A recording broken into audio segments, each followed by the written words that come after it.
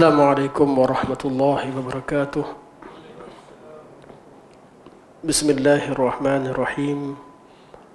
Alhamdulillahi rabbil alamin.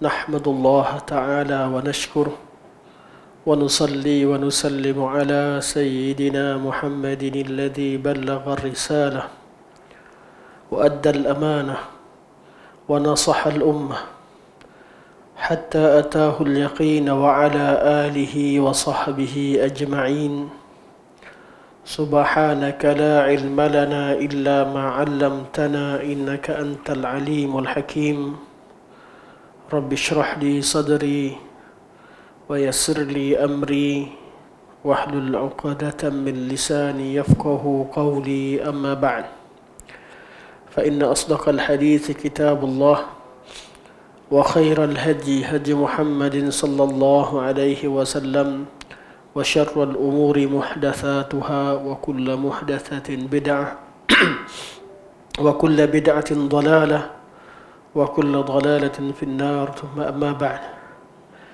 Pertamanya mari kita merafakkan setinggi-tinggi kesyukuran kehadirat Allah Subhanahu wa taala setelah kita tidak bertemu lebih dari 2 bulan. Hari ini insya-Allah kita memulakan kembali kuliah kita dalam membaca matan akidah At-Tahawiyah. Kemudian kita membaca syarah oleh Al-Imam Ibnu Abil Izz Al-Hanafi rahimahullah. Dan hari ini kita baca satu matan berkaitan dengan masalah menetapkan seseorang sebagai ahli syurga. Sebelum ini kita pernah membincangkan tentang tajuk mentakfirkan seseorang, iaitu di bawah matan yang disebutkan oleh Al-Imam At-Tahawi rahimahullah, لا نكفر أحدا من أهل القبلة بذنب ما لم يستحله. Kita tidak mengkafirkan seorang pun daripada ahli qiblah, itu orang Islam, dengan dosa yang dilakukan, atau bikulli dzambin, dengan tiap-tiap dosa besar yang dilakukan, ma lam yastahillah, selagi dia tidak menghalalkannya. Ada dosa besar yang menjadikan dia kafir, ada dosa besar tidak menjadikan dia kafir selagi dia tidak menghalalkannya. Tetapi kalau dia menghalalkannya, walaupun dosa kecil, dia menghalalkannya, artinya dia menghalalkan apa yang diharamkan oleh Allah Subhanahu wa taala, hukumnya kufur. Hukumnya kufur. Di perbincangan yang telah kita bincangkan pada beberapa lebih kurang dalam 2 tahun yang lalu, itu berkaitan dengan takfir, mengkafirkan. Jadi bab takfir satu bab. Barakallahu fiik. Jazakumullah. Menyatakan seseorang itu sebagai kafir.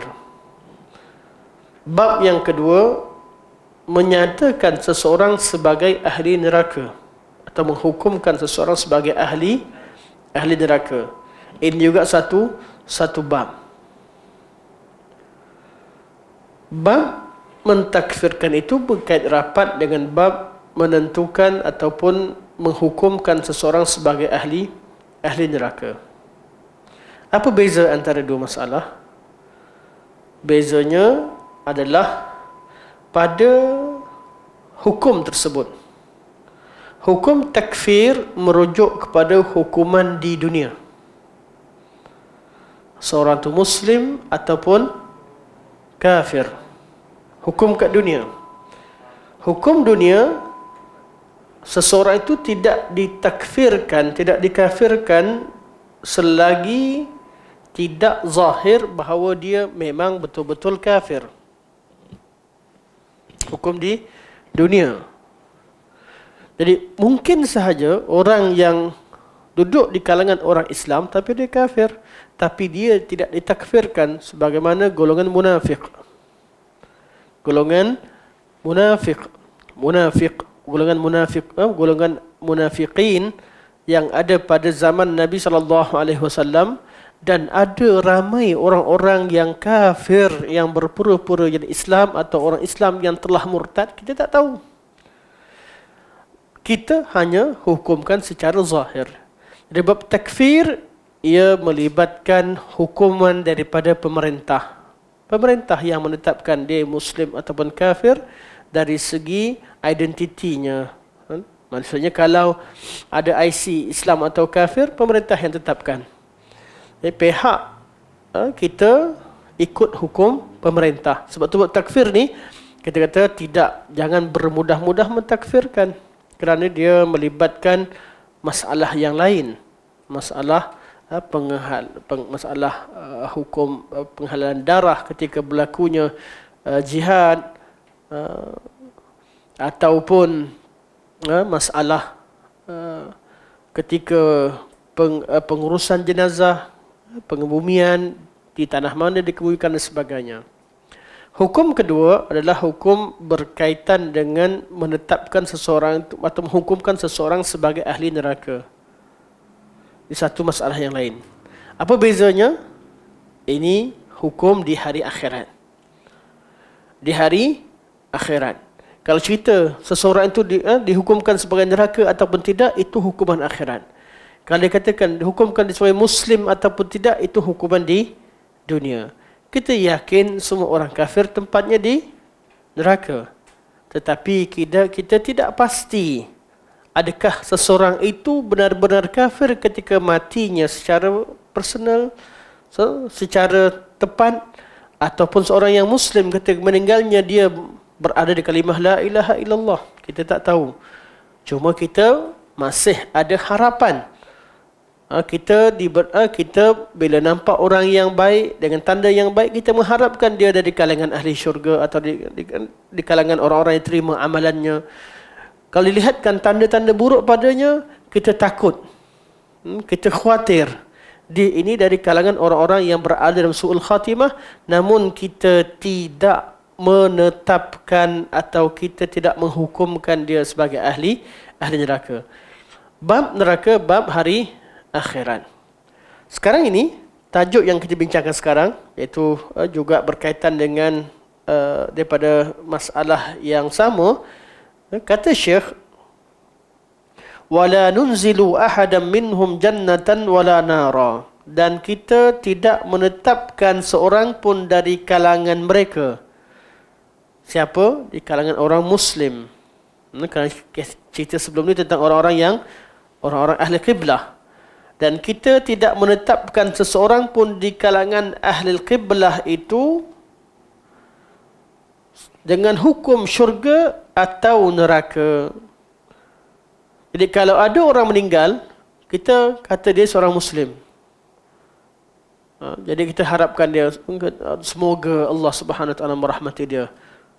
Semoga Allah mengampuni dia. Kita doakan sebagainya. Tapi kita tidak katakan dia ini adalah ahli syurga. Kita tak boleh menetapkan seseorang itu sebagai ahli syurga. Kenapa? Kerana bab syurga dan neraka, bab kedudukan seseorang itu di syurga neraka itu adalah bab ghaib. Bab ghaib.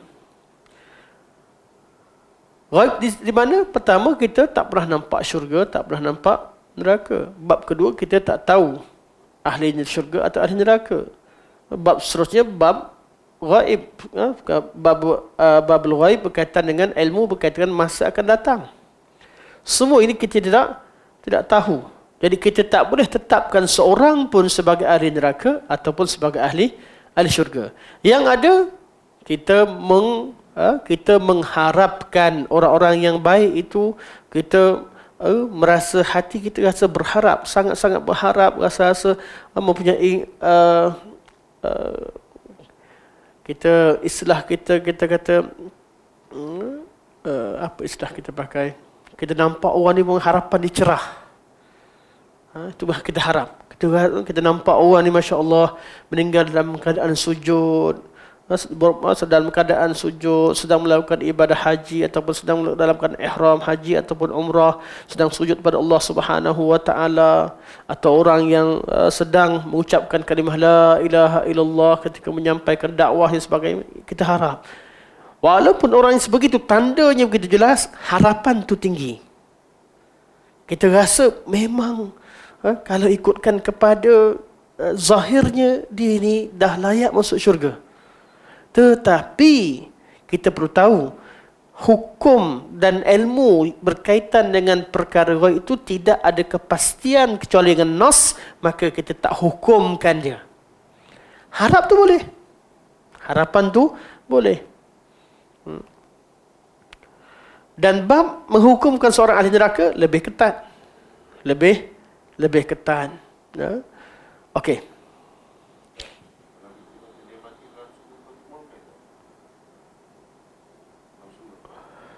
Kita minta dijauhkan dari su'ul khatimah. Keadaan kematian seseorang dengan su'ul khatimah kita tahu. Dan ketika kematian seseorang di suatu tempat dan sebagainya, kita katakan untuk dia, kita tawakuf. Tapi zahirnya, mana untuk tujuan pengajaran, dosa-dosa dibuat, diingatkan dosa-dosa dia. Contoh orang yang derhaka dengan mak dia, contoh. Sepak mak dia. Lagi, ini pernah berlaku. Lari keluar dari rumah, kena langgang kereta. Kan? Kita kata itu tanda-tanda su'ul khatimah. Tanda-tanda su'ul khatimah. Tapi si fulan, mungkin Allah mengampunkan dia. Untuk dia, kita hukum sebagai ahli neraka? Tidak. Tapi kata itu tanda-tanda su'ul khatimah. Orang yang meninggal dalam keadaan sujud, orang meninggal syahid, itu tanda-tanda husnul khatimah. Jadi, keadaan sebenar seseorang itu, kita hanya mampu mengharapkan adanya harapan yang cerah, harapan yang tinggi kita rasa, tapi kita tak putuskan. Untuk neraka lebih ketat. Kerana rahmat Allah begitu luas.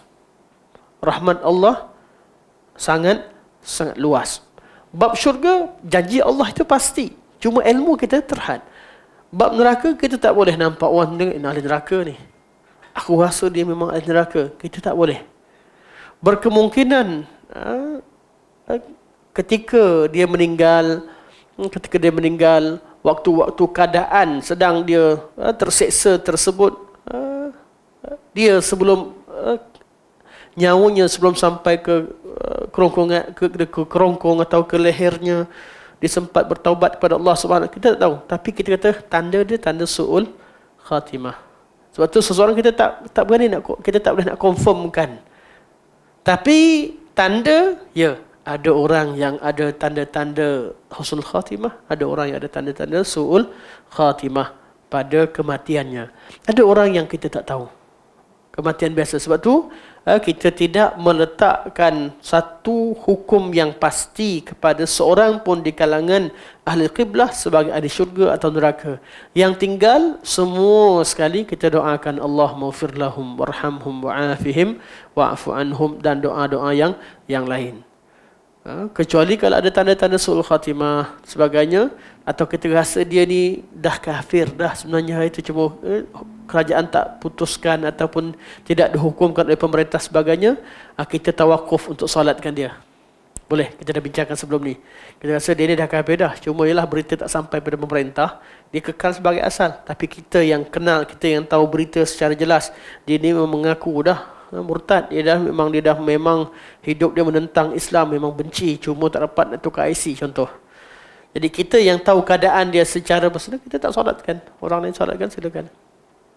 Kerana hukum umum itu bergantung kepada pemerintah. Jadi kalau dikatakan seorang tu dia buat dosa, kemudian semua orang kampung tak nak solatkan, nasib dia lah. Nasib dia. Berkemungkinan keadaannya itu sebagai tanda dia betul-betul kufur, ke orang kafir yang mengambil, orang semua yakin dia kafir. Atau ada pihak yang menguruskan, biarkan pihak yang menguruskan itu, mereka dengan urusan mereka, kita yang jelas, tahu dengan jelas, kita tidak hukumkan.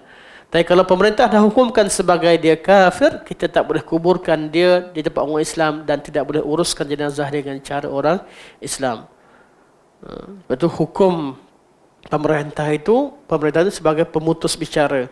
Kita sering jumpa, dunia sekarang ramai orang yang ahlan. Ramai di kalangan orang zaman sekarang ada yang mencela agama, macam-macam perkara-perkara ini akan timbul masalah-masalah begini. Jadi kita katakan secara rasminya tengok pada pemerintah, tapi secara personal seseorang boleh beramal sesuai dengan apa yang dirasakan kedudukan seseorang tersebut dengan ilmu yang ilmu yang ada pada dirinya. Okey.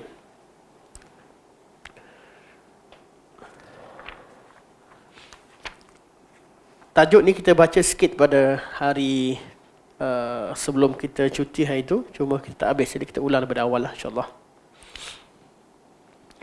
Kata Syekh, kita tidak boleh menentukan kedudukan seseorang di dalam syurga atau dalam neraka. Ni kata siapa? Syekh. Yang dimasukkan Syekh siapa? Al-Imam At-Tahawi. Kemudian syarah. Syarah tu kata-kata Al-Imam Ibnu Abil Izz Al-Hanafi. Kita tidak, kata Imam Ibnu Abil Izz, kita tidak boleh mengatakan kepada seseorang tertentu secara khusus dari kalangan ahli kiblat bahawa dia ahli syurga atau ahli neraka, kecuali yang telah diberitahu oleh Rasulullah SAW yang bercakap benar bahawa orang itu dari kalangan ahli neraka seperti 10 orang sahabat radhiyallahu anhum. Okey, kecuali ada nas. Nas ini naslah yang memutuskan keadaan ataupun yang memberikan berita yang qat'i terhadap kedudukan seseorang dalam syurga atau neraka. Kalau Quran beritahu, Nabi beritahu, selesai. Orang-orang yang dihukumkan sebagai ahli neraka. Jangan pula syak tentang kufurnya Fir'aun, kufurnya Iblis, kufurnya Abu Lahab. Saya rasa syak pula. Rasa macam Abu Lahab ni mentantah, dia jahil masa tu, dia nak pertahankan bangsa dia, ada mula cerita. Tak boleh lah. Yang mana nas dah putuskan sebagai kafir dan nas dah sebutkan mereka sebagai ahli neraka, kita putuskan dia adalah ahli neraka. Begitu juga orang-orang yang nas putuskan bahawa mereka adalah ahli syurga. Bila nas katakan mereka sebagai ahli syurga, kita katakan mereka sebagai ahli syurga. Contohnya 10 orang sahabat, iaitu al-ashru mubasyirin bil jannah, 10 orang yang dijanjikan syurga. Sahabat Nabi berapa orang dijanjikan syurga? Semua sahabat secara umum. Sahabat Nabi secara umum, mereka semua adalah ahli syurga. Ini janji umum untuk semua sahabat-sahabat Rasulullah sallallahu alaihi wasallam di kalangan Muhajirin, Ansar, wallazina tabauhum bi ihsan. Dia orang kata sahabat, kalau dia sahabat saja kita sebut radhiyallahu anhum. Allah telah redha dengan mereka. Kalimah radhiyallahu anhum mengandungi 2 perkara. Pertama, menyatakan akidah kita, akidah ahli sunnah wal jamaah terhadap sahabat. Kita hukumkan mereka sebagai adul, orang yang adil, orang yang terpercaya dalam agama mereka. Mereka ini orang yang dalam agama mereka adul, dan dalam periwayatan mereka adalah thiqah. Adul itu lebih tinggi daripada thiqah. Thiqah itu disebutkan pada selepas daripada sahabat. Jadi dari mana kita tahu? Sebab Allah hukumkan secara umum. Allah sebut was-sabiquna al-awwaluna minal muhajirin wal ansar walladzina tabauhum bi ihsan radhiyallahu anhum wa radu an wa a'adda lahum jannat tajri tahta al-anhar khalidina fiha abada. Dzalikal fawzul azim. Di Quran kata orang-orang yang awal masuk Islam di kalangan Muhajirin dan Ansar, dan orang-orang yang masuk Islam selepas mereka dengan ikut jejak langkah mereka jejak langkah yang baik. Allah telah redha dengan semua mereka. Radhiyallahu anhum wa radu an. Dan Allah cerita tentang hati mereka. Mereka redha kepada Allah. Mereka tak ada munafik di kalangan muhajirin, ansar, walladzina taba'uhum bi ihsan. Allah redha pada mereka dan mereka betul-betul menyatakan raditu billahi rabba wa bil islami dina wa bi Muhammadin sallallahu alaihi wasallam nabiyya. Itu datang pada hati mereka sebab Allah tazkiyahkan isi hati mereka. Radhiyallahu anhum, Allah redha dengan mereka. Allah kita hukum Allah pada mereka. Wa radu'an, dan mereka juga redha kepada Allah Subhanahu wa taala. Tak ada nak bantah satu hukum pun. Tak ada rasa berat untuk melaksanakan perintah Allah Subhanahu wa taala. Ini sahabat-sahabat Rasulullah sallallahu alaihi wasallam.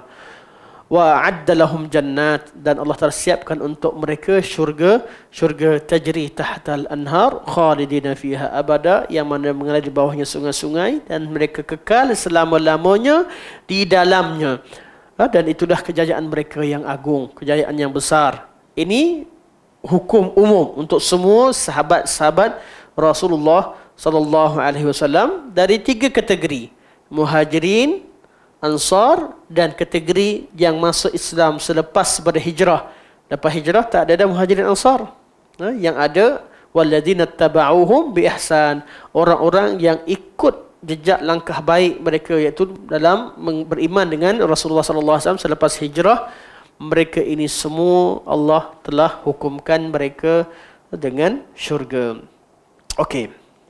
Itu hukum umum. Kemudian hukum secara khusus, spesifik, yang mana nama-nama mereka disebutkan secara personal. Seorang-seorang Nabi sebut. Dipanggil hukum secara afrad. Ramai di kalangan sahabat-sahabat Rasulullah. Dari kalangan sahabat-sahabat Rasulullah, ada yang dihukumkan mereka secara khusus. Khadijah radhiyallahu anha dihukumkan, disebutkan dengan jelas, dengan nas. Allah Subhanahu wa taala sampaikan salam kepada Khadijah, dan hadis-hadis yang banyak. Khadijah, Aisyah radhiyallahu anha, Bilal ibn Rabah, Uqashah ibn Mihsan, siapa lagi, Ibnu Mas'ud, Hasan, Husain, Hasan dan adiknya Husain, begitu juga Thabit bin Qais, begitu juga seorang lelaki Ansar yang mana Abdullah ibnu Mas'ud pergi ke rumah dia, nak cek apa rahsia dia. Seorang lelaki di kalangan Badu daripada Badiah, orang kampung, datang tanya pada Nabi, "Ya Rasulullah, macam mana nak masuk syurga?" Nabi kata, "Jangan syirikkan Allah Subhanahu wa taala. Hendaklah kamu tunaikan salat. Kalau dirikan salat, tunaikan zakat dan berpuasa bulan Ramadan." Dia kata, "Tu saja ke Rasulullah?" Masa ni haji belum difardukan. Dan ke atas dirinya, mana waktu ni haji belum difardukan. Dia kata, "Tu sahaja ke ya Rasulullah?" Nabi kata, "Itu sahaja." Dia kata, "Kalau begitu aku ambil ni je, yang lain aku tak nak ambil. Aku tak nak buat lebih." Dia genggam tangan dia pergi. Nabi kata, "Man sarrahu ayyanzura rajulan min ahli jannah falyanzur ila hadha." Siapa nak tengok salah seorang lelaki daripada kalangan ahli syurga, tengok pada lelaki ini. Jadi di sini dalil bahawa buat perkara yang wajib, kalau buat betul-betul, cukup dah untuk masuk syurga. Cuma kenapa kita kena buat perkara sunat yang banyak? Tiap-tiap bab yang wajib itu ada perkara sunat yang melengkapkannya. Solat yang wajib ada solat sunat. Puasa yang wajib ada puasa sunat. Bab zakat yang wajib ada sedekah yang sunat. Dalam semua bab yang wajib ada perkara sunat. Kenapa kita perlukan perkara sunat? Sebab mungkin kewajipan kita itu tidak sempurna. Mungkin solat wajib kita tak sempurna. Ada kekurangan yang perlu ditampung oleh amalan yang sunat. Mungkin kita buat kesalahan tersebut secara sengaja atau secara tidak sengaja, sedar ataupun tidak. Jadi oleh kerana kita tak pasti tentang kedudukan kita terhadap amalan tersebut, maka kita perlu perbanyakkan amalan sunat. Dan kita sendiri, habis kalau dah wajib, kalau dah sempurna, sunat apa gunanya? Guna untuk meningkatkan darajat kita dalam syurga. Ini kita bincangkan dalam bab darajat dalam syurga. Bab lepas masuk syurga. Tapi bab darajat, tempat dia dalam syurga, satu bab yang lain. Sebab tu kita bincangkan orang masuk syurga tanpa hisab dengan orang masuk syurga dengan hisab. Mana lebih tinggi darajatnya? Siapa lebih tinggi? Masuk syurga tanpa hisab ke masuk syurga dengan hisab? Tanpa hisab. Belum cerita tentang darajat. Tu cerita cepat masuk syurga dan cepat atau lambat, susah atau senang prosesnya. Kat syurga bab darajat bab yang lain. Kenapa dikatakan orang masuk syurga tanpa hisab bukanlah paling hebat ya? Bab mahsyar ya. Mereka dipercepatkan, dipermudahkan oleh Allah Subhanahu wa taala. Ramai sahabat yang kita tahu dalil yang jelas bahawa Abu Bakar akan dihisab oleh Allah Subhanahu wa taala. Abu Bakar adalah manusia terbaik selepas Rasulullah. Rasulullah sendiri akan dipersoal di mahsyar. Abu Bakar, Abdurrahman bin Auf, riwayat-riwayat orang-orang yang saleh yang mana level tinggi ini dihisab oleh Allah Subhanahu wa taala menunjukkan bahawa bab masuk syurga tanpa hisab adalah kedudukan yang mulia yang tinggi ketika di mahsyar. Tapi ketika di syurga ada kedudukannya. Ada kedudukan yang lain setelah sampai di syurga. Di syurga ada darajat. Syurga itu ada darajat. Jadi di kalangan sahabat-sahabat, sebab itu dia katakan, adakah orang miskin lebih baik daripada orang kaya lebih baik daripada miskin? Kita bincangkan sebelum ni. Bab masuk syurga lebih cepat mungkin orang miskin lah, kerana sikit yang dihisab. Tetapi bab darajat kepada orang kaya lebih banyak berkorbannya untuk agama Allah Subhanahu wa taala, lebih banyak sedekahnya, lebih banyak manfaatnya dan sebagainya. Itu bab kedudukan mereka dalam syurga. Tapi kita tak kata tak semestinya. Mungkin orang miskin yang sabar, yang qanaah, yang sebagainya, ada banyak sebab. Itu miskin dan kaya tidak menetapkan kedudukan seorang kat syurga. Kita nak jadi orang kaya yang beriman, seorang miskin yang beriman. Kedudukan miskin dan kaya Allah tetapkan. Yang membezakannya adalah iman kita, tahap iman kita dan tahap tawakal dan syukur kita kepada Allah Subhanahu wa taala dan amalan-amalan yang lain. Okey, jadi kita tak hukumkan seseorang pun sebagai ahli syurga ataupun neraka kecuali dengan nas. Dan nas menetapkan ada orang-orang yang masuk syurga. Siapa mereka? Selain pada yang jelas nabi-nabi dan rasul-rasul, kemudian sahabat-sahabat Rasulullah secara umum, kemudian ada sahabat-sahabat secara khusus. Cumanya di kalangan nama khusus ada satu hadis yang menceritakan tentang orang-orang tertentu yang dihukumkan sebagai ahli syurga secara bersamaan dalam satu hadis. Hadis yang ini adalah hadis yang diriwayatkan oleh Abdurrahman bin Auf, Sa'id bin Zaid dan sebagainya, riwayat yang disebut oleh beberapa orang sahabat yang menceritakan tentang suatu ketika Nabi SAW sebut tentang 10 orang yang dikatakan sebagai ahli syurga. Nabi sebut Abu Bakar fil jannah, wa Umar fil jannah, wa Uthman fil jannah, wa Ali fil jannah, wa Talha fil jannah, Abdurrahman bin Auf fil jannah, Sa'ad bin Abi Waqqas fil jannah, Abu Ubaidah al-Jarrah fil jannah, Sa'id bin Zaid fil jannah. Mana sudah disebutkan ke 10 orang sahabat tersebut secara bersama dalam satu hadis.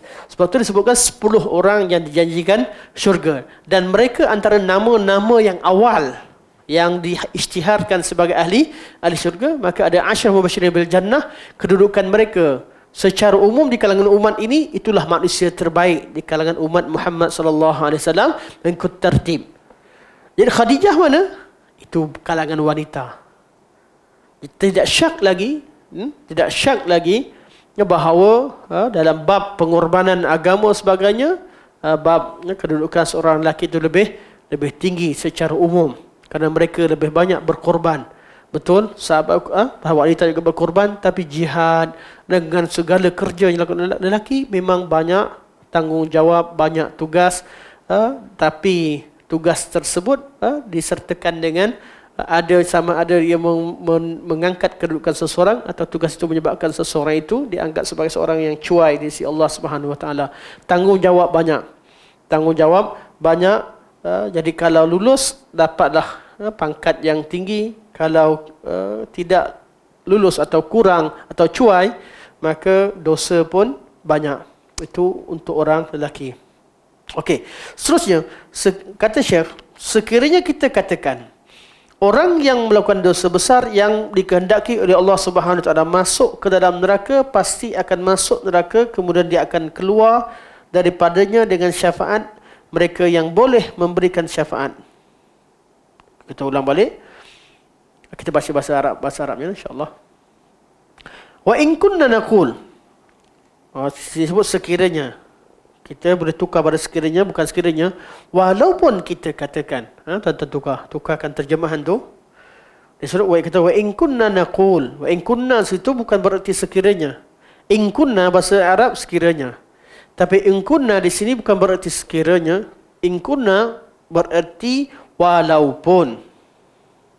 Wa in kunna naqul, walaupun kita katakan. Kata Syekh, kita tak hukumkan seorang sebagai ahli syurga atau sebagai ahli neraka. Walaupun kita katakan wa in kunna naqul, walaupun kita katakan innahu la budda ay yadkhulan nara min ahli al-kaba'iri man yasha'u Allah idkhalahu an-nar thumma yakhruju minha bi syafa'ati asy-syafi'in.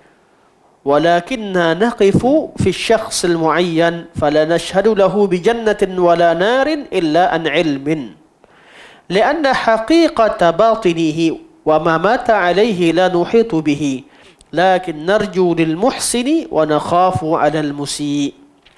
Kata Syekh, walaupun kita katakan sesungguhnya sudah pasti orang-orang yang melakukan dosa besar akan memasuki neraka sekiranya dikehendaki oleh Allah Subhanahu Wa Taala. Boleh gariskan,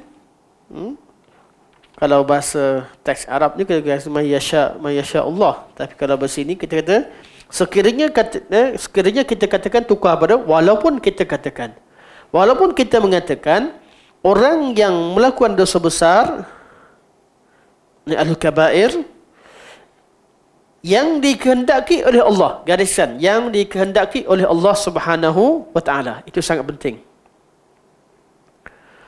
Bila orang buat dosa besar, apa kedudukan mereka?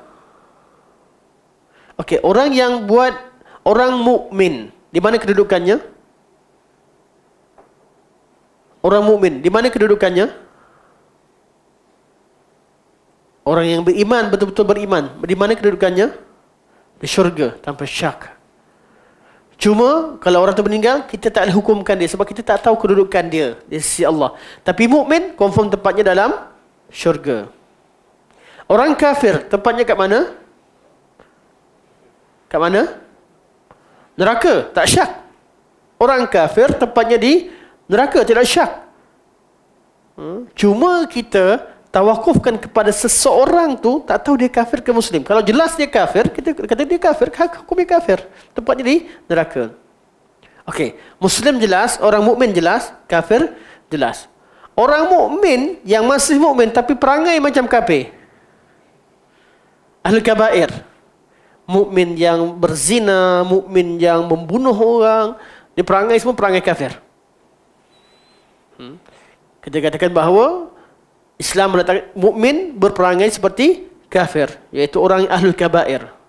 Ada juga orang kafir perangai seperti mukmin, kafir yang baik sebagainya. Tapi yang menghalang dia daripada dapat pahala dan balasan adalah kerana akidah dia. Okay.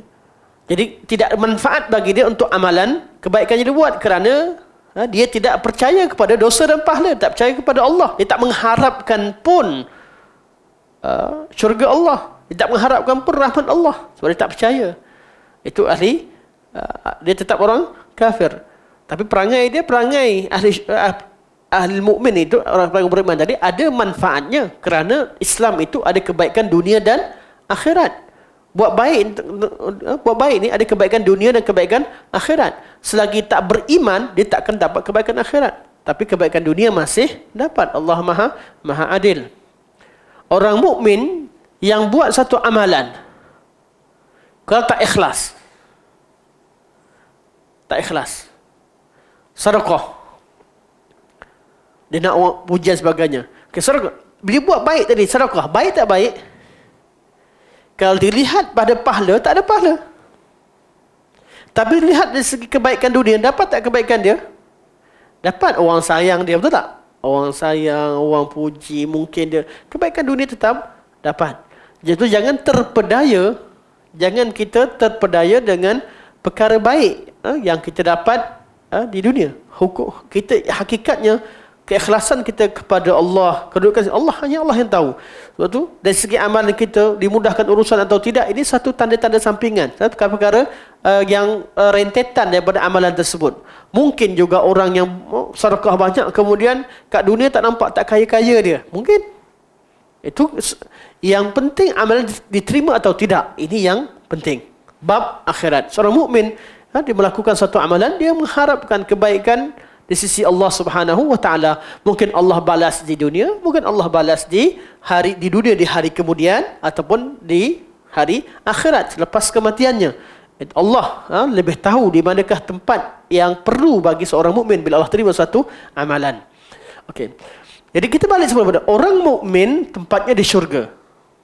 Cuma kita tak hukumkan seseorang tu kerana ilmu kita tentang kematian dia macam mana kita tak tahu. Kedudukan dia macam mana kita tak tahu. Orang kafir tempatnya di neraka. Kita tak hukumkan seorang secara personal sebagai ahli neraka sebab kita tak tahu kematian dia macam mana kedudukannya. Itu sahaja. Orang mukmin perangai macam kafir. Ini dah dia ahlul kabair. Yang kita bincangkan sekarang, orang yang buat dosa besar. Dekat mana? Kita katakan mereka berada dalam masyiatillah. Serahkan pada kehendak Allah. Kalau bab baik, dia buat baik, confirm Allah akan balas kebaikan. Bab buat jahat, bab wa'id, janji buruk Allah, bab wa'ad pasti Allah tunaikan. Tak ada pun seorang mukmin yang dizalimi, dah buat amalan Allah tak terima langsung. Tak, orang mukmin buat amalan Allah akan terima. Wah, pasti Allah terima. Amalan ditolak berdasarkan kepada kekurangan amalan tersebut. Adanya unsur riak. Waktu riak Allah tak terima. Waktu dia ikhlas Allah terima. Riak itu merosakkan waktu amalan tersebut. Jadi Allah SWT Maha Adil. Waktu dia amalan riak dia merosakkan amalan tersebut ketika adanya riak. Contoh orang solat dalam 4 rakaat. Rakaat pertama datang perasaan riak. Suara aku paling sedap. Nak jadi imam. Lepas tu sedar balik. Astagfirullah. Tarik balik. Sebagainya. Waktu tidak ada riak, Allah Subhanahu Wa Taala terima. Dan kita doakan supaya yang tadi Allah ampunkan. Jadi itu bab apa? Bab amalan, bab orang mukmin. Kebaikan pasti Allah terima. Malah kalau dia buat satu amal kebaikan tidak ikhlas sekalipun, dia akan dapat kebaikan dunianya. Jelas? Disesuai dengan niat. Innamal a'malu binniyat wa innamal likulli imri'in ma nawa. Orang yang pahala dia berdasarkan kepada apa yang ada dalam isi hati dia, apa dia niatkan. Okey, itu bab pahala. Tapi bab kebaikan dapat. Orang yang berwuduk dapat kebaikan wuduk. Wuduk ni ada kebaikan dunia. Orang yang puasa, ikhlas tak ikhlas, puasa ada kebaikannya. Okey. Cerita sekarang tentang orang yang mukmin tetapi dia melakukan dosa-dosa besar. Jadi orang yang buat dosa besar, kita tak hukumkan dia sebagai ahli neraka seperti mana orang kafir. Kita katakan mereka berada dalam masyiatillah. Mana kedudukan orang yang maksiat berada dalam masyiatillah. Kalau Allah nak masukkan dia kat neraka, Allah masukkan neraka. Allah nak ampunkan dia, Allah boleh ampunkan. Serah pada Allah. Serah pada Allah. Kedudukan mereka berada kehendak Allah. Jelas? Yang orang mukmin yang betul-betul mukmin tempatnya syurga. Allah akan beri pasti. Allah tidak innaka la tukhliful mi'ad. Allah tidak akan tidak akan tidak menunaikan janji atau tidak akan menyalahi janjinya, janji baik. Tapi kalau janji buruk, bab janji-janji buruk, kaedahnya berada masyiatillah. Kalau Allah nak, Allah tunaikan. Kalau Allah nak, Allah boleh ampunkan. Jadi bila ketika dosa orang-orang yang berzina, tempatnya di neraka. Semua yang dosa-dosa besar ni kan ada neraka. Orang yang tidak solat, tempatnya di sakar, neraka sakar. Orang yang tidak zakat, dia akan dalam api neraka, dan akan hartanya akan membelit dan sebagainya. Semua tentang dosa-dosa besar yang kita belajar kitab Al-Kabair. Semua ni janji-janji Allah terhadap orang yang buat dosa besar. Betul? Dosa kecil tak dijanjikan syurga. Allah larang tapi tak dijanjikan neraka. Allah larang tapi tak disebut neraka. Dosa-dosa besar bila disebutkan neraka, hukuman khas, itu dosa besar. Okey, hukuman neraka yang Allah sebutkan kepada Ahlul Kabair ini, adakah pasti berlaku? Tidak. Boleh jadi Allah ampunkan. Boleh jadi Allah Subhanahu Wa Taala laksanakan apa yang Allah janjikan. Janji baik pasti Allah tunaikan. Janji buruk belum tentu. Dia berada dalam masyiatillah. Walaupun dia buat dosa besar. Sebab itu kita tak ada hukumkan seseorang yang buat dosa besar sebagai ahli neraka, sebab dia berada dalam masyiatillah. Nas menunjukkan bahawa ada di kalangan pelacur yang diampunkan, di kalangan pembunuh yang diampunkan oleh Allah Subhanahu Wa Taala. Bab pengampunan rahmat Allah Maha luas. Jangan putus asa, doa saja. Jadi kalaulah ada orang meninggal, dia kata, Ustaz, ayah saya tak solat, Ustaz, ayah saya yang ini. Tapi dia Islam lagi, dia solat entahlah sekali-sekala. Dia solat sekali-sekala.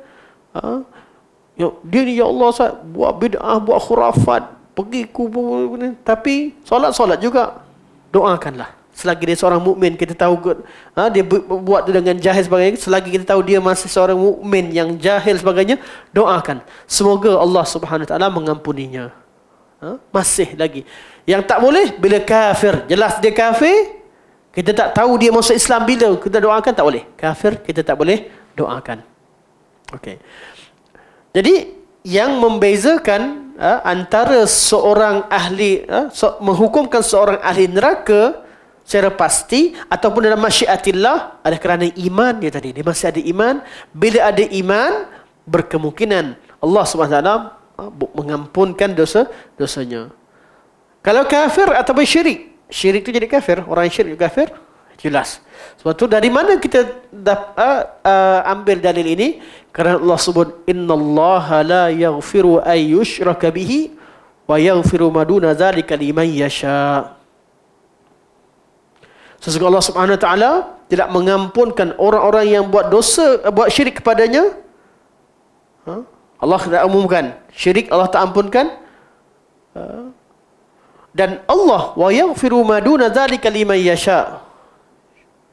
Dan Allah ampunkan dosa-dosa yang selainnya, yang lebih rendah daripada syirik, serta kufur, liman yasha, bagi siapa yang Allah kehendaki. Bukan semua.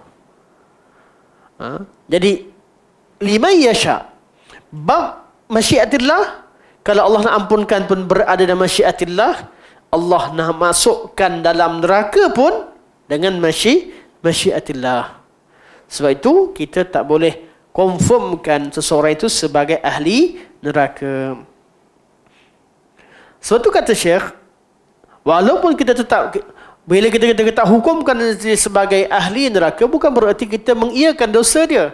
Kita tetap mengatakan orang-orang yang melakukan dosa besar, kalau Allah nak, Allah akan masukkan dia ke dalam neraka. Kemudian dia akan dikeluarkan dengan syafaat orang-orang yang memberi syafaat. Syafaat dapat awal, alhamdulillah lah. Ada orang dihukumkan neraka, dapat syafaat daripada Nabi SAW agar tidak masuk neraka. Dah hukum dah. Kalau ikutkan pada amalan dia, mana apa arti syafaat? Syafaat ni bantuan luar. Kalau ikut pada dia, orang tu sendiri dihukumkan, itu dihisap. Ada orang dihisap amalan kebaikannya lebih, alhamdulillah, ke syurga. Nanti dapat syafaat lagi. Ada syafaat untuk naik darajat sebagainya, ada syafaat-syafaat yang lain. Ada orang dihukumkan ketika di mizan, dilihat amalannya dan setelah dihisab, amal keburukannya lebih banyak, menyebabkan dia dihukumkan ke neraka. Ketika itu berkemungkinan dia dapat syafaat awal daripada Nabi sallallahu alaihi wasallam, daripada orang-orang diizinkan oleh Allah Subhanahu wa taala. Jadi syafaat tadi sampai awal tak sempat masuk ke neraka, dah dapat syafaat.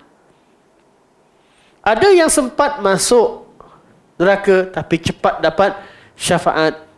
Ada yang masuk dengan yang lama, kemudian dapat syafaat. Dan syafaat terakhir, yani syafaat Allah Subhanahu wa taala, ada orang yang Allah perintahkan supaya dikeluarkan daripada api neraka. Kisah ada berkaitan hadis seorang ahli neraka yang paling akhir sekali keluar daripada ahli jahannam, ahli syurga, dimasukkan dalam syurga, orang terakhir dalam hadis yang kita bacakan sebelum ini. Jadi mereka akan keluar balik. Keluar balik dengan sebab apa? Sebab amalan tak ada dah, amalan confirm ahli neraka dah. Mereka hanya mampu keluar balik tu sebab syafaat. Syafaat. Suatu syafaat ni satu bab yang besar. Bab yang penting, kita nak dapatkan syafaat Nabi SAW saat genting. Saat genting. Amalan kita berkemungkinan kurang. Tapi perjuangkanlah sunnah Rasulullah. Sampaikanlah sunnah Nabi apa yang kita tahu. Amalkan sunnah Nabi apa yang kita tahu, apa yang kita mampu. Berkemungkinan bab amalan kita, qiyam kita tak banyak. Qiyam kita kurang, sedekah kita kurang, ini kurang. Tapi bab tertentu, bab-bab yang membuka syafaat Nabi SAW. Ada bab tertentu. Ada orang yang beramal, berusaha satu bab yang mana Allah redha dengannya, dan dia dapat syafaat. Dapat syafaat dengannya. Mungkin syafaat daripada Rasulullah, syafaat daripada orang saleh, syafaat daripada anak, syafaat daripada Allah Subhanahu wa taala. Allah sendiri yang memberikan perintah untuk dikeluarkan dia daripada neraka, atau dilepaskan dia, diampunkan dia daripada dosa-dosanya. Ada orang yang dah memang confirm neraka, dah putus dah. Tiba-tiba Allah kata, fulan, kamu masuk syurga. Aku ampunkan dosa-dosa kamu. Ada amalan-amalan tertentu yang Allah redha, menyebabkan Allah Subhanahu wa taala ampunkan dosa tertentu. Ini bab syafaat luas. Jadi kita nak hukumkan orang ahli neraka ke? Beratlah. Bab kematian dia macam mana kita pun tak tahu. Bab keadaan Allah ampunkan dalam masyiatillah pun ada masyiatillah. Kemudian mungkin daripada Allah putuskan neraka, kemudian ada syafaat dan sebagainya. Banyak bab yang menyebabkan dia boleh terlepas daripada api neraka. Oleh itu, kita tidak diperintahkan untuk menghukumkan seseorang sebagai ahli syurga atau neraka, tapi kita diperintahkan untuk mengajak manusia untuk mentaati Allah dan Rasulnya. Sebab itu kerja kita lebih kepada mengajak manusia kepada sunnah Nabi SAW. Ajak pada agama Allah dan jauhkan mereka daripada buat maksiat kepada Allah Subhanahu Wa Taala, daripada syirik, daripada kufur. Ini tugas kita. Okey. Seterusnya, salaf ada 3 pendapat dalam persaksian masuk syurga. Dalam bab ni ada tiga pandangan. Okey. Pandangan salaf ada 3 pendapat. Bila ada 3 pendapat, maksudnya masalah ni masalah ijma' ke masalah ada khilaf? Ada khilaf.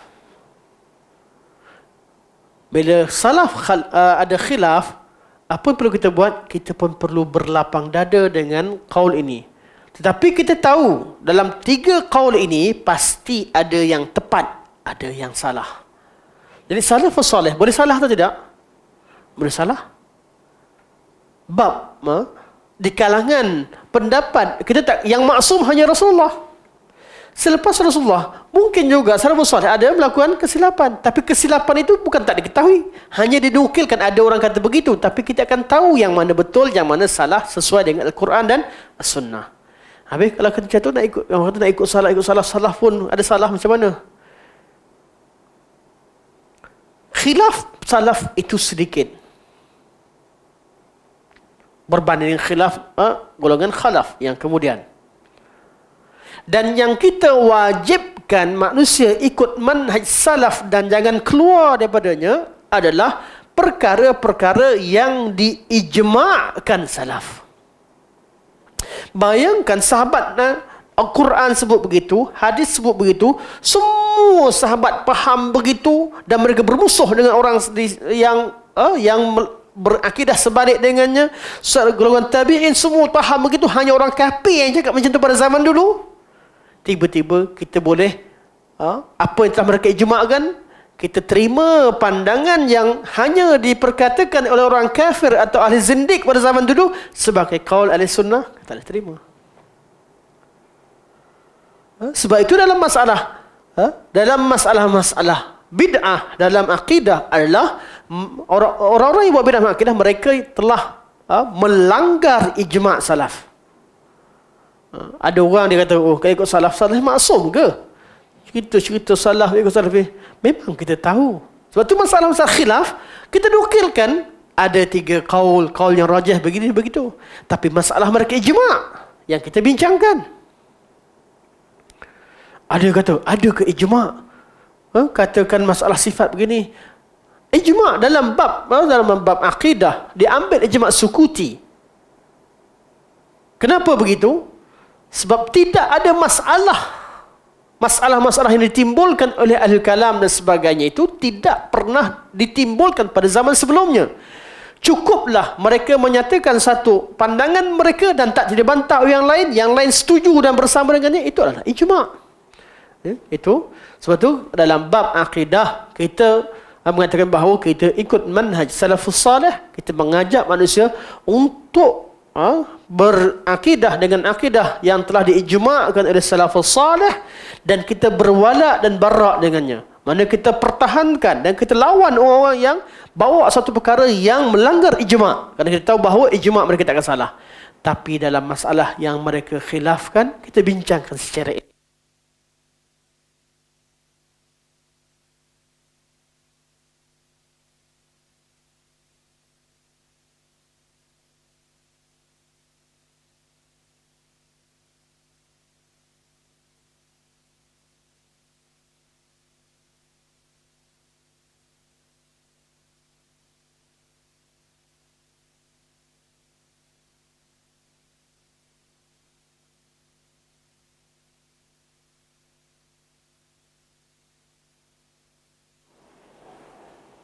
Okay.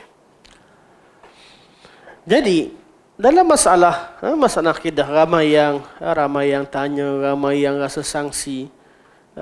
Bila sebut akidah salaf, mulalah orang bawa satu. Kadang-kadang ada orang bila sebut salaf, dia pergi ambil kaul betul-betul Mu'tazilah punya kaul.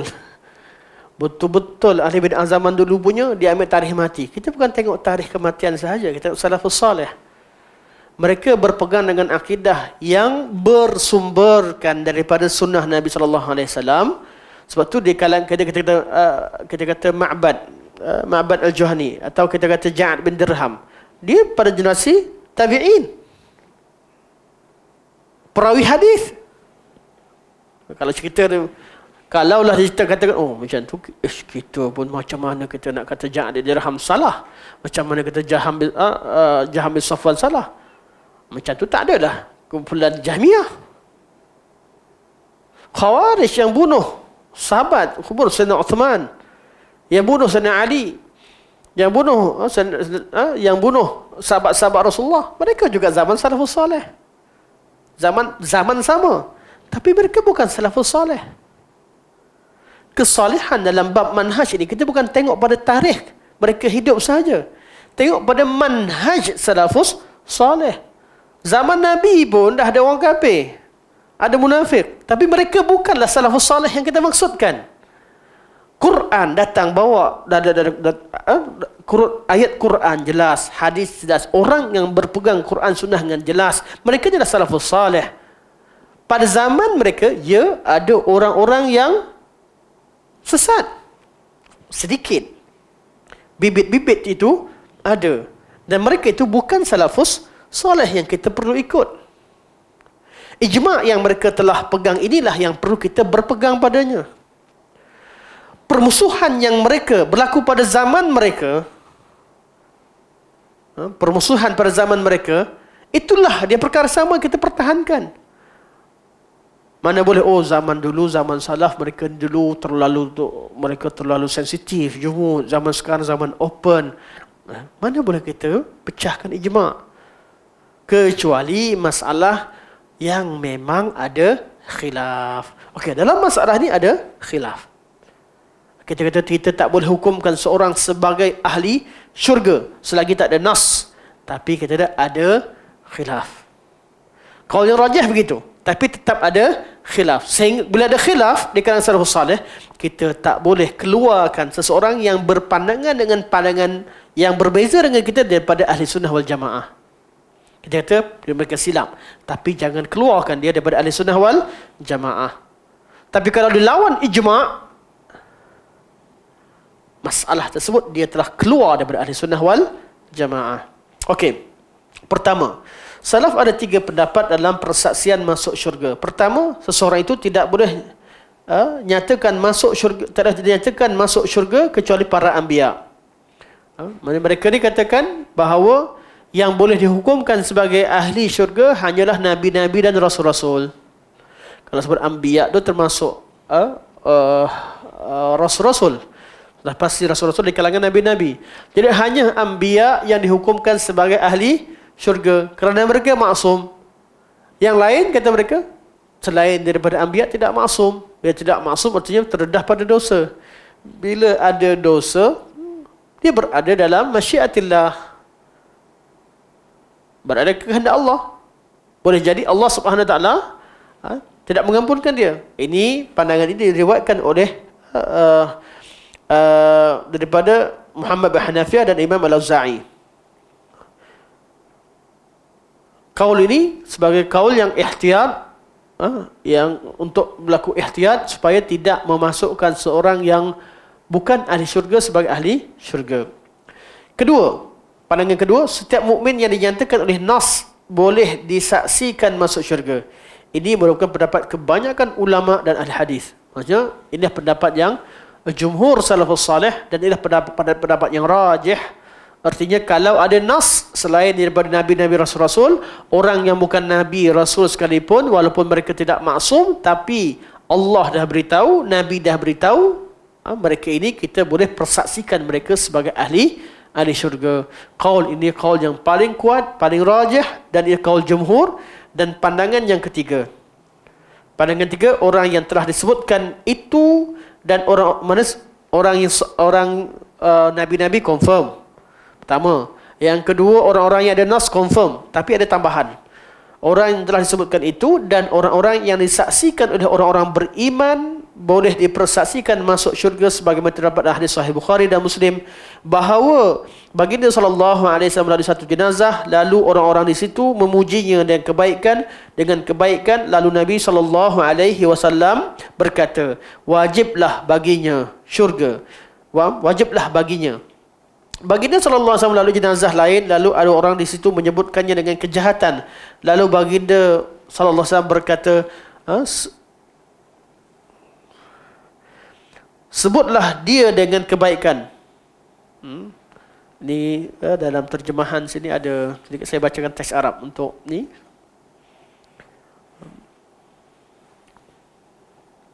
Okey.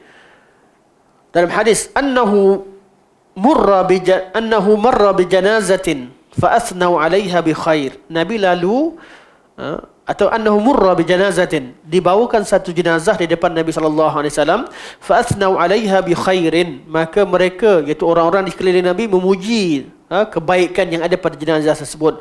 Faqala an-nabiy sallallahu alaihi wasallam, maka Nabi berkata, wajiblah baginya. Wa murra bi ukhra, kemudian dibawa seorang jenazah lagi, fa usni 'alaiha bi syarrin, kemudian dia disebut-sebutkan kejahatannya. Faqala wajabat, Nabi berkata wajiblah baginya.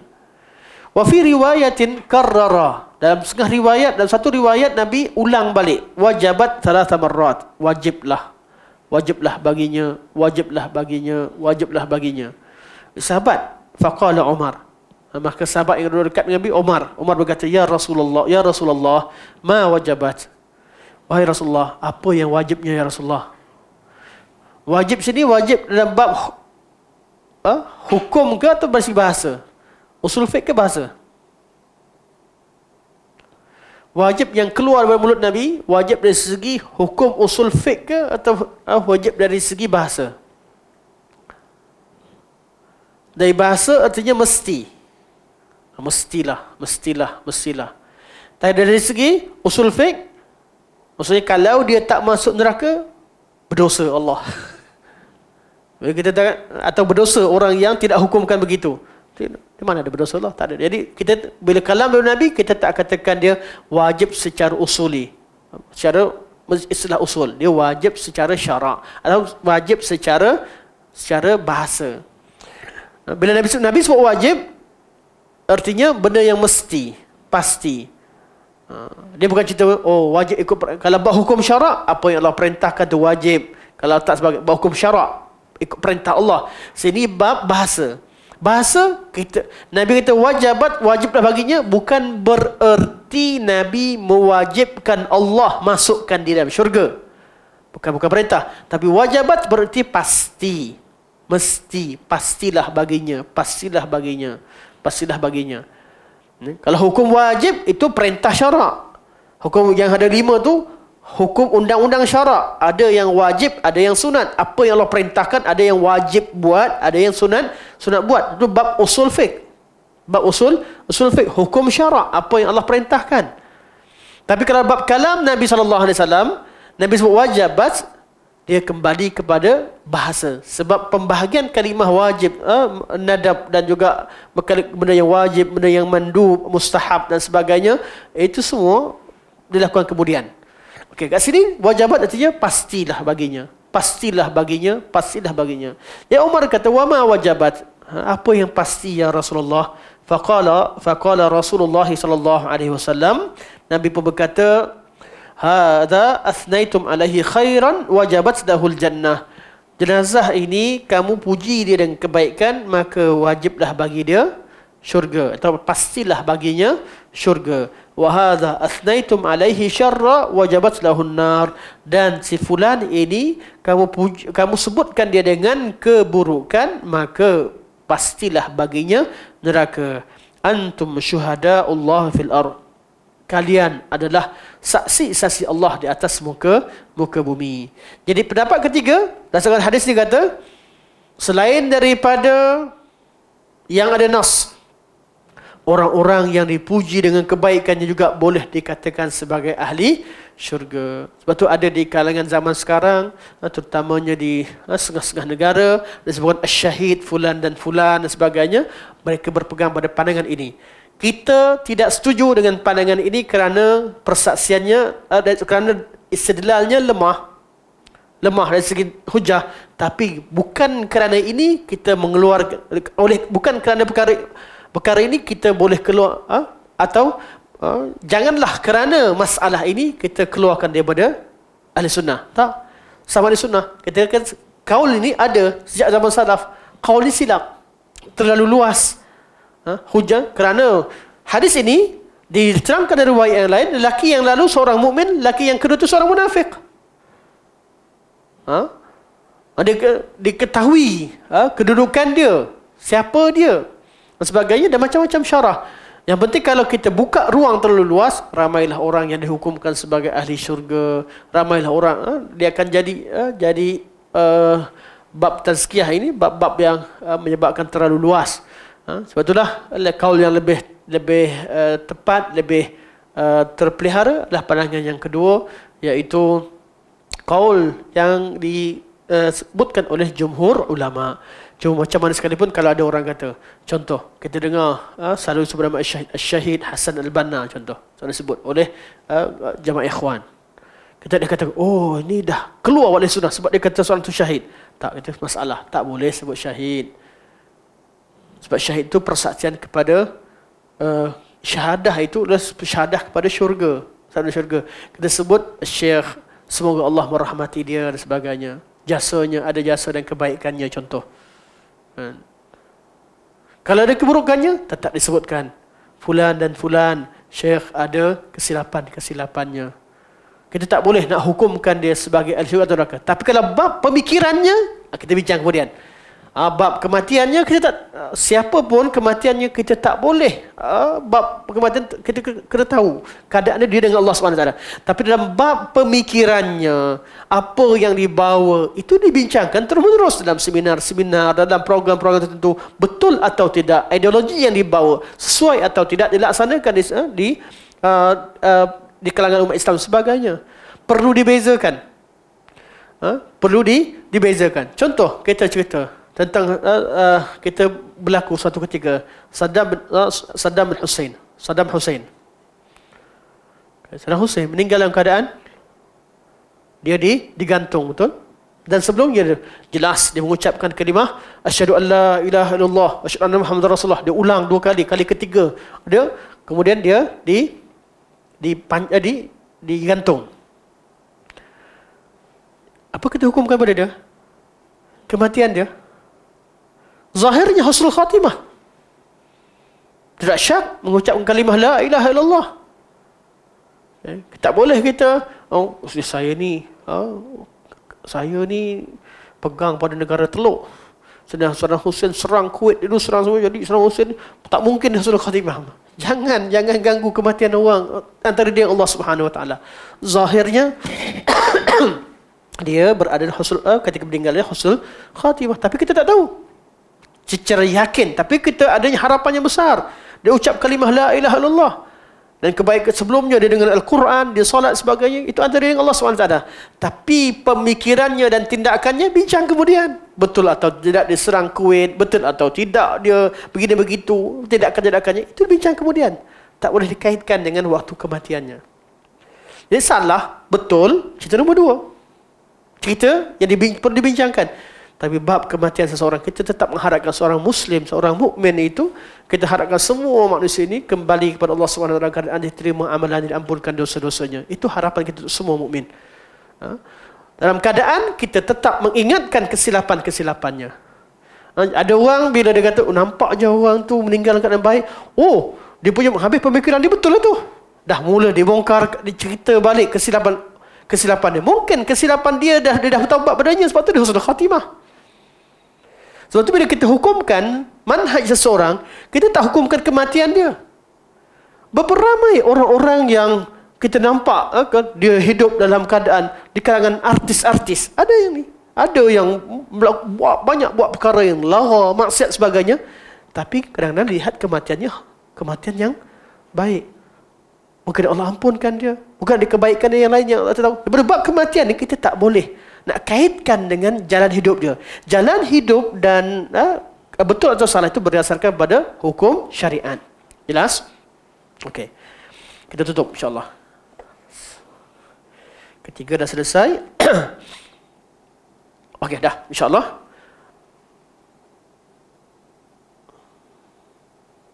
Okey, kita sampai sini insya-Allah. Nanti kita sambung pada kata Syekh, kita tidak boleh mengatakan mereka kufur, tidak juga dengan syirik dan tidak juga dengan nifaq selagi mana mereka tidak menzahirkan sesuatu sifat tersebut. Yang kita akan bincangkan pada matan seterusnya insya-Allah. Minggu depan kita syarahkan matan ni bersama dengan matan bab hukum mentaati pemerintah insya-Allah. Kita buka soalan insya-Allah dalam 11. InsyaAllah kita tutup dulu. Semoga Allah SWT merahmati kita semua, menerima segala amal kebaikan. Semoga Allah SWT terima segala amalan yang telah kita lakukan pada bulan Ramadan. Dan semoga Allah SWT masukkan kita semua di kalangan orang-orang yang telah disenaraikan sebagai orang-orang yang terlepas daripada api neraka. Dan pada hari ini semoga Allah SWT menerima kebaikan dan ampunkan segala dosa kita dan kesalahan insya-Allah. Subhanakallah wa bihamdika asyhadu an la ilaha illa anta astaghfiruka wa atubu ilaik. Wa sallallahu alaihi wasallam Muhammad wa ala alihi wa sahbihi wa baraka wa sallam. Alhamdulillahirabbil alamin. Wassalamualaikum warahmatullahi wabarakatuh.